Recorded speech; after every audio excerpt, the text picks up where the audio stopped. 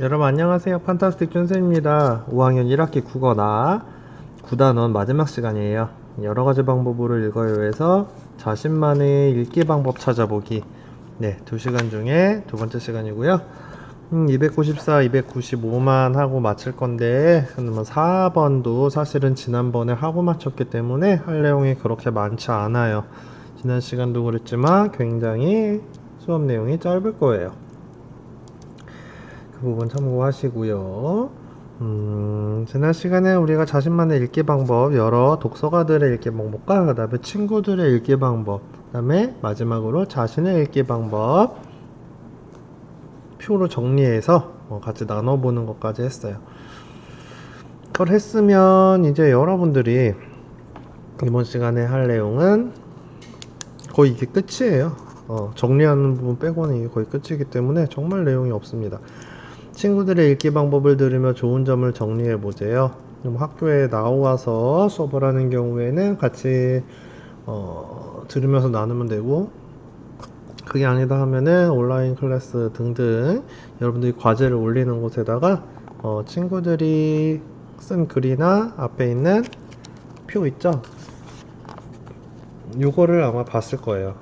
봤을 거가 아니라 이제부터 봐야겠죠? 이거를 보고 써주면 되겠죠. 좋은 점이 있다고 하면은 이 중에서 여러분들이 3개를 친구 거를 찾아서 여기에다가 써주면 될 것 같아요. 읽기 방법이 굉장히 여러 가지가 있기 때문에 여러분들이 찾을 수 있는 것도 굉장히 여러 가지가 있어요. 친구들이 만약 이걸 했으면은 그 방법 간단하게 쓰고 뭐가 좋은지는 여러분들이 생각을 해서 쓸 수도 있겠죠. 각각의 여기 이거 참고해도 되겠네요. 이렇게 때 좋은 점이 뭔지도 쓰는 데가 있으니까 그거 보고 친구 거 보고 이렇게 3개 써주면 좋을 것 같습니다.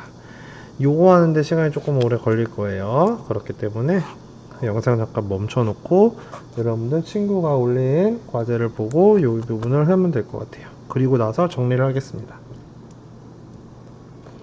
네, 다시 이제 정리로 돌아와서 295쪽입니다. 자, 되돌아보기에요. 9단원을 마치겠습니다. 이제 글 종류에 따라 글을 읽는 방법을 정리해 보세요. 필요한 내용을 찾을 때 정리하는 방법을 써보자 그랬어요. 자, 설명하는 글과 주장하는 글 읽는 방법이 어떻게 다를까요? 설명하는 글은 이렇게 될 거예요. 설명하는 내용을 이해하고 설명이 맞는지 확인하며 읽는 것. 설명하는 내용을 이해하고 설명이 맞는지 확인하며 읽는다. 이런 식으로 얘기해주면 될 것 같아요. 네. 설명하는 내용을 이해하고 설명이 맞는지 확인하며 읽는다. 선생님이 전에도 얘기했을 거예요. 이렇게 써주지 않는 이유가 뭐 귀찮아서 그런 게 아니라요. 이거를 써주면은 베껴 쓰는 것밖에 안 돼요. 말로 해도 말 듣고 쓰는 것도 베껴 쓰는 거랑 비슷하긴 하지만 그래도 말을 들으며 쓰면은 그거를 약간 생각을 하면서 그래도 내가 무슨 내용을 들었지? 생각하면서 귀로 들은 거를 손으로 옮겨서 쓰는 거기 때문에 그래도 조금 더 공부가 되는데 아예 글로 쓰여져 있는 거를 글로 베껴 쓰면은 머릿속에 들어오지도 않고 자기 생각도 아니에요. 네, 그래서 굳이 글로 나타내지 않고 있습니다. 주장하는 글 어떤 방법이 있을까요? 주장에 따른 근거, 즉 근거가 있을 거예요. 이게 알맞은지 타당한지 생각해 봐야 될 거예요. 그리고 글쓴이 주장을 있는 그대로 받아들인다기보다는 비판적인 태도로 글을 읽는 것도 필요할 것 같아요. 그래서 주장에 따른 근거가 알맞은지 생각하며 글쓴이의 주장을 비판하는 태도로 읽는다. 이런 식으로 쓰면 좋을 것 같습니다. 알고 싶은 내용을 찾을 때랑 자세한 내용을 알고 싶을 때 이렇게 있어요. 알고 싶은 내용을 찾을 때는 어떻게 하면 될까요? 글을 훑어보면 되겠죠? 훑어읽기 하면 돼요. 훑어읽고 필요한 내용을 찾습니다.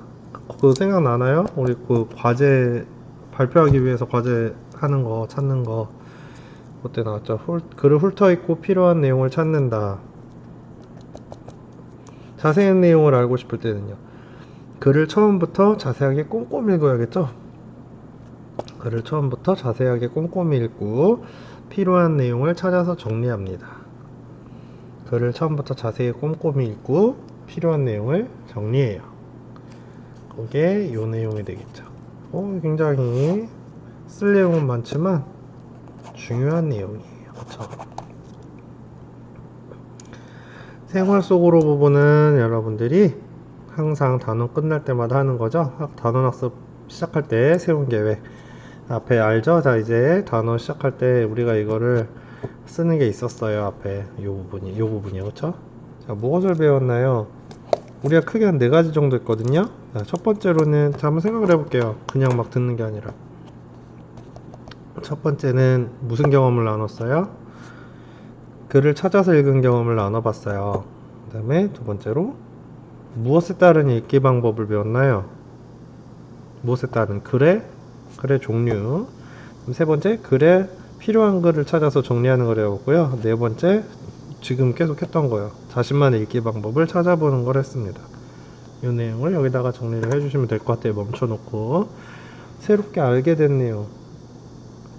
글의 종류도 그렇고 있는 목적도 그렇고 읽기 방법이 다양하다는 것을 알게 되었죠. 네, 글의 종류나 목적에 따라서 읽는 방법이 다양하다는 것을 알 수 있었어요. 배운 내용을 생활 속에서 어떻게 실천할까?